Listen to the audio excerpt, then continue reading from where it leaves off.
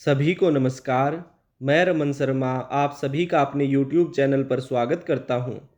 अगर आप इस चैनल पर नए हैं तो चैनल को सब्सक्राइब करें, वीडियोस को लाइक, कमेंट और शेयर करें। हमारा उद्देश्य समाज के उन नौजवान साथियों को मुफ्त शिक्षा उपलब्ध करवाना है जो आर्थिक तंगी या किसी अन्य पारिवारिक समस्या के कारण कोचिंग नहीं ले पा रहे हैं। आज हम अपनी बायोलॉजी स्पेशल सीरीज के अंतर्गत क्रोमोसोम यानी गुणसूत्र के बारे में पढ़ेंगे। यह एक मोस्ट इम्पॉर्टेंट टॉपिक है, तो समय को ज़्यादा खराब न करते हुए आगे बढ़ते हैं।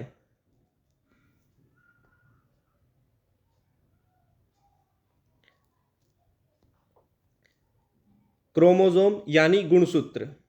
गुणसूत्र कोशिका के केंद्रक में पाए जाते हैं। कोशिका होती है सेल, जिसके बारे में हम एक अलग से चैप्टर पढ़ेंगे। कोशिका यानी सेल के अंदर एक केंद्रक पाया जाता है जिसे इंग्लिश में न्यूक्लियस बोलते हैं। तो उस केंद्रक में गुणसूत्र पाए जाते हैं। तो क्वेश्चन पूछ सकता है कि गुणसूत्र कहाँ पाया जाता है? कोशिका के केंद्रक यानी सेल के न्यूक्लियस में पाया जाता है। नेक्स्ट, प्रत्येक गुणसूत्र 2 क्रोमेटिड का बना होता है। तो क्वेश्चन पूछ सकता है कि गुणसूत्र कितने क्रोमेटिड से मिलकर बनता है?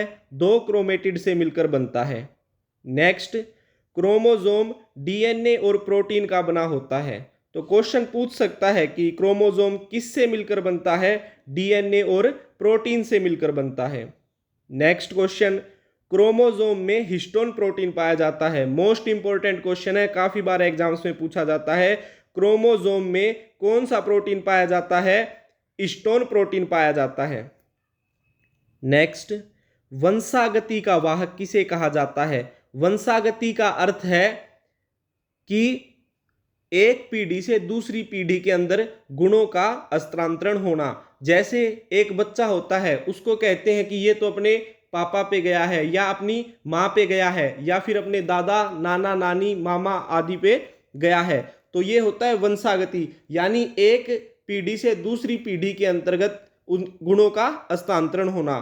तो क्वेश्चन पूछ सकता है कि वंशागति या वंशानुगति का वाहक किसे कहा जाता है? क्रोमोसोम या गुणसूत्र को कहा जाता है। नेक्स्ट, क्रोमोसोम 2 प्रकार के होते हैं, ऑटोसोम और एलोसोम। अब ऑटोसोम और एलोसोम के बारे में पढ़ेंगे, उससे पहले हम इस डायग्राम की सहायता से क्रोमोसोम के पार्ट्स को समझते हैं। क्रोमोसोम 2 प्रकार के होते हैं, एक होता है ऑटोसोम और एक एलोसोम।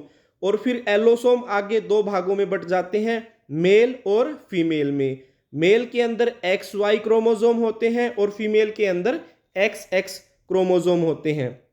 अब इनके बारे में हम विस्तार से पढ़ते हैं।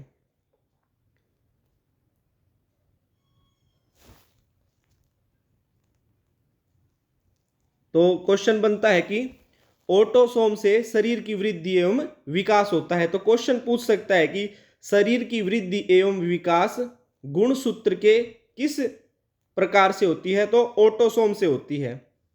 नेक्स्ट, एलोसोम को सेक्स क्रोमोसोम भी कहा जाता है। तो क्वेश्चन पूछ सकता है कि सेक्स क्रोमोसोम किसे कहा जाता है? एलोसोम को कहा जाता है।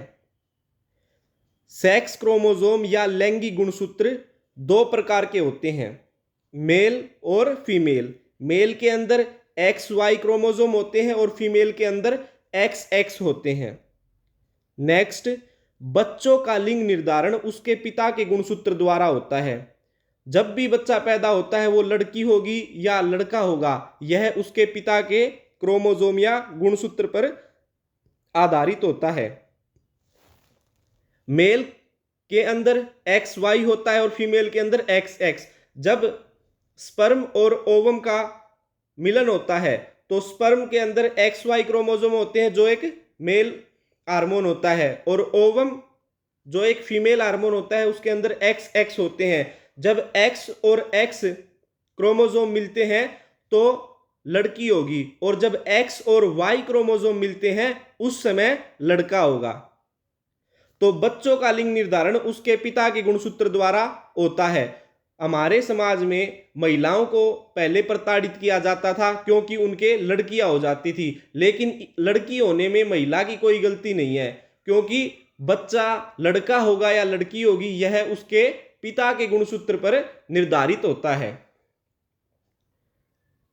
नेक्स्ट, एलोसोम गुणसूत्र के द्वारा युग्मक का निर्माण होता है। जब स्पर्म और ओवम मिलकर युग्मक बनाते हैं जिसे इंग्लिश में जाइगोट बोलते हैं, तो पूछ सकता है कि युग्मक या जाइगोट का निर्माण किस गुणसूत्र द्वारा होता है? एलोसोम यानी सेक्स क्रोमोसोम द्वारा होता है। अब आगे बढ़ते हैं। जितने भी जीव होते हैं, पादप हो यानी प्लांट्स या जंतु हो यानी एनिमल्स, सबके अंदर गुणसूत्र पाए जाते हैं और ये गुणसूत्र जोड़ों के रूप में पाए जाते हैं।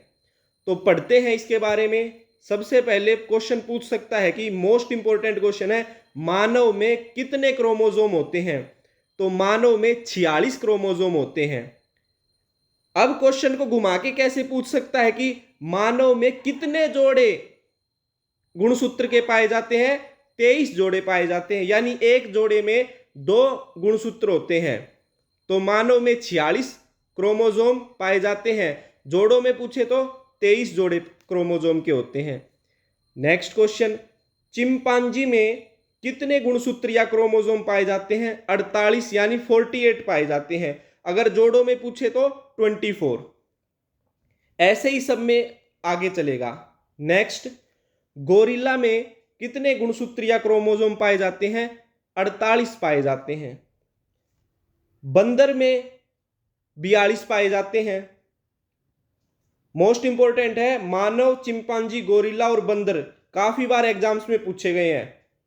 नेक्स्ट क्वेश्चन की तरफ बढ़ते हैं। एस्केरिस में कितने गुणसूत्र या क्रोमोसोम पाए जाते हैं? 2 पाए जाते हैं।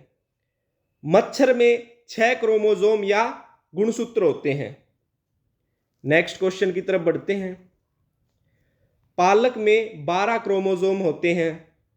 मटर में 14 क्रोमोसोम होते हैं। जौ में भी 14 क्रोमोसोम पाए जाते हैं और एलोवेरा में भी 14 क्रोमोसोम पाए जाते हैं। अगर एग्जामिनर आपसे मटर या फिर जौ या एलोवेरा के बारे में क्रोमोसोम की संख्या पूछे तो आपका आंसर 14 होगा। नेक्स्ट, कंगारू में 16 क्रोमोसोम या गुणसूत्र पाए जाते हैं और लहसुन में भी 16 क्रोमोसोम पाए जाते हैं। एग्जामिनर आपसे पूछ सकता है कि लहसुन में कितने गुणसूत्र या क्रोमोसोम पाए जाते हैं? 16 पाए जाते हैं। अगर जोड़ों के बारे में पूछे तो इनका आधा 8 पाए जाते हैं। कंगारू और लहसुन दोनों में 16 क्रोमोसोम होते हैं। नेक्स्ट, मूली में कितने क्रोमोसोम पाए जाते हैं? 18। गाजर में भी 18 पाए जाते हैं। मूली और गाजर मोस्ट इंपॉर्टेंट है, दोनों में 18 क्रोमोसोम या गुणसूत्र पाए जाते हैं। नेक्स्ट क्वेश्चन की तरफ बढ़ते हैं।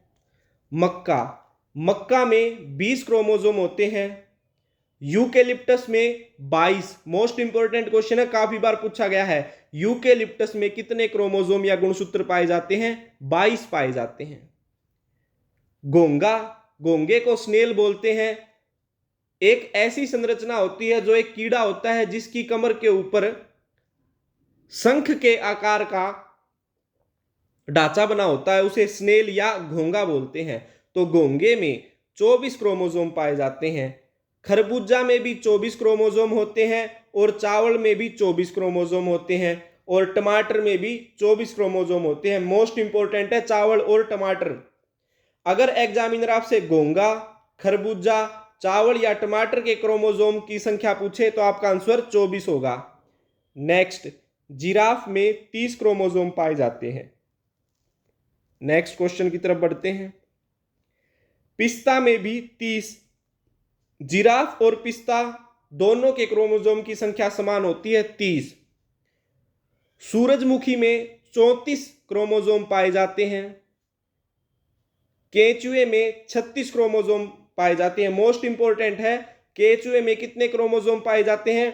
36 यानी 36 पाए जाते हैं। नेक्स्ट, शेर, बाघ और बिल्ली तीनों एक ही परिवार से संबंधित है, बिल्ली के परिवार से आते हैं ये। तो शेर, बाघ और बिल्ली तीनों के अंदर 38 क्रोमोसोम पाए जाते हैं। सूअर में भी 38 क्रोमोसोम पाए जाते हैं। नेक्स्ट, आम, मोस्ट इंपॉर्टेंट क्वेश्चन है, काफी बार एग्जाम्स में पूछा गया है। आम में कितने क्रोमोसोम या गुणसूत्र पाए जाते हैं? 40 पाए जाते हैं। नेक्स्ट क्वेश्चन की तरफ बढ़ते हैं। मूंगफली में कितने क्रोमोसोम होते हैं? 40 होते हैं।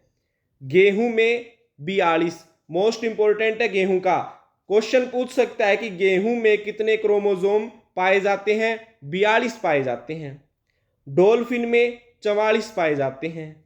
जैतून, जैतून को ओलिव बोलते हैं जिससे ओलिव ऑयल बनता है या जैतून का तेल बनता है, तो जैतून में 46 पाए जाते हैं।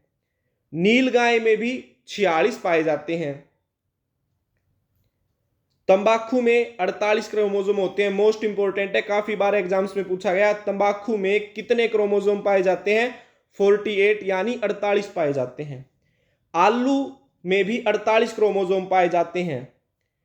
प्लेटिपस एक जानवर होता है, तो प्लेटिपस में कितने क्रोमोसोम पाए जाते हैं? 52 क्रोमोसोम पाए जाते हैं। काफी बार एग्जाम्स में पूछा गया है। नेक्स्ट क्वेश्चन की तरफ बढ़ते हैं। भेड़ में कितने क्रोमोसोम पाए जाते हैं? 54 पाए जाते हैं।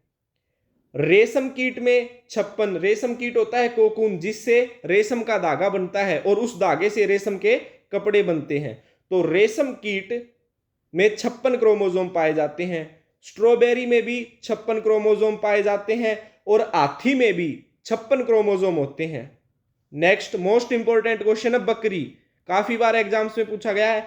बकरी में कितने क्रोमोसोम पाए जाते हैं या गुणसूत्र होते हैं? 60 गुणसूत्र पाए जाते हैं। नेक्स्ट, गधे में कितने गुणसूत्र होते हैं? 62 यानी 62 होते हैं। खच्चर में 63 गुणसूत्र होते हैं और घोड़े में 64 गुणसूत्र होते हैं। मोस्ट इंपॉर्टेंट है, गधे में 62, खच्चर में 63 और घोड़े में 64। गधा और घोड़ा ये अलग अलग प्रजाति है। घोड़ी और गधे का मिलन करवाकर एक बच्चा पैदा किया जाता है जिसे खच्चर बोला जाता है, और ये खच्चर आगे अपनी पीढ़ियों को नहीं चला सकते, यानी ये बांझ होते हैं। खच्चर का कार्य बोझा ढोने में किया जाता है। तो गधे में 62 क्रोमोसोम, खच्चर में 63 क्रोमोसोम और घोड़े में 64 क्रोमोसोम पाए जाते हैं। मोस्ट इंपॉर्टेंट है तीनों। नेक्स्ट, कुत्ते में कितने क्रोमोसोम पाए जाते हैं? 78।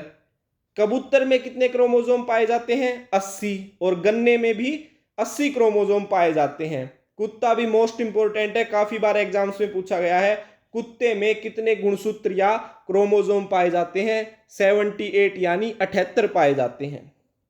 कबूतर में भी 80 और गन्ने में भी 80 पाए जाते हैं।